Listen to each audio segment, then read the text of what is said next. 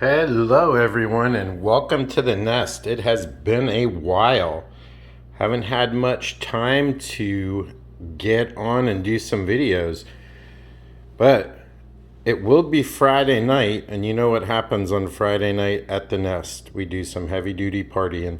Tomorrow's going to be Cubano sandwich night, so I'm going to make a bit of a mojo with some orange juice, cracked black pepper, olive oil, cumin, lots of garlic, and fresh oregano, and along with some limes.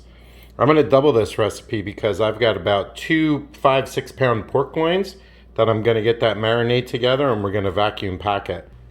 Then we're going to put them on some nice, beautiful baguettes with some mustard, black forest ham, dill pickles, and Swiss cheese. And then we're going to finish them off on the grill. So we're going to marinate these things overnight, and we'll be back with the rest tomorrow. Recipe will be in the comments, guys, and thanks again for all your support. All the kids are in the pool. So as I said, I doubled the recipe, but for the regular one, you'd use 1 pork shoulder. You would use a 1/4 cup of fresh oregano, 2 teaspoons of ground cumin, 8 cloves of garlic, a 1/2 cup of orange juice, a 1/4 cup of fresh lime juice, and a 1/4 cup, of olive oil, and 2 teaspoons of black pepper ground.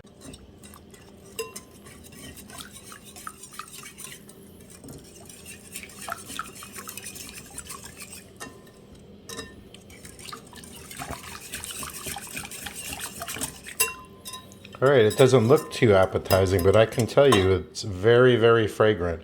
So we're gonna get these pork shoulders in the vacuum seal, and we're gonna pour that marinade in there and go overnight. See you tomorrow. All right, the pork shoulders have been on for about 5 hours, and they are looking fantastic. So I'm just glazing them with the leftover marinade, and they're at about 160 right now, and we're going to take them when they're at 165, and I'm going to put them in their own aluminum with foil over top, and then we're just going to finish them off in here. Just going to get rid of the rest of that marinade.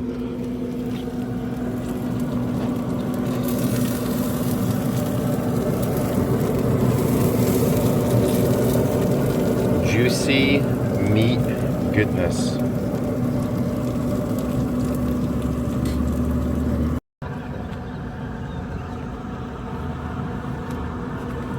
Alright guys, we have got our pork butts, shoulders, whatever you want to call them for pulled pork, and they're at about 161, 165. What I'm going to do now is I'm going to take these things, and we are going to kind of split this marinade up a little bit, maybe half and half there. Get it all around in the juices. Of course, if you don't have a smoker or a grill, just put this in the oven low and slow until that internal temperature is 200 degrees, and it'll be delicious. We're going to take that heat from 250, and we're going to crank it up to 300. I'm going to get it over some nice heat here.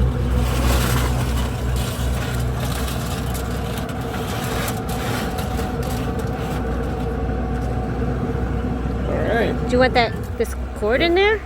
Yep.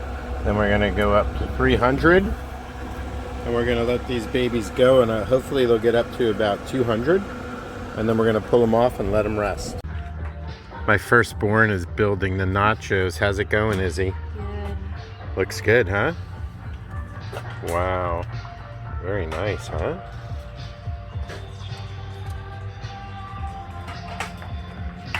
Whoa.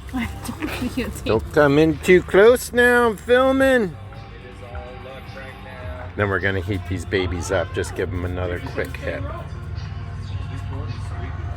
Give this on? Alright guys, it is time to start building. We got 1 pulled pork and another one ready to go. And we've got our ham and cheese and nice baguettes. with our mustard, pickles, and all that stuff going on the Blackstone griddle.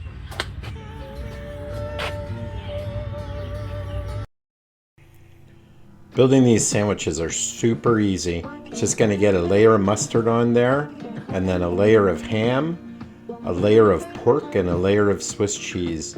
I mean, you can make these sandwiches as thick as you want or as thin as you want. It's all to your preference.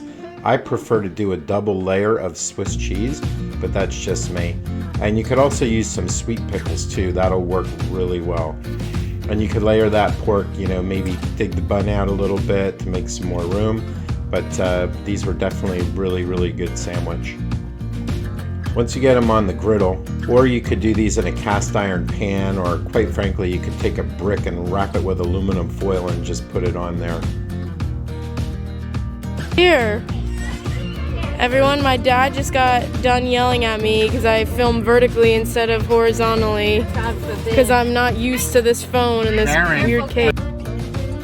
That was so good, blaming the camera for not filming in landscape versus portrait mode. I think she was just stuck in TikTok mode. But anyway, you'll see that at the end of the video. You just want to get these on the griddle or in the pan. You want to smash them down, get a nice brown crust on that bread. And then typically you want your cheese nice and melted, and that'll help to hold that together inside. These got really nice and crispy and browned on the Blackstone griddle.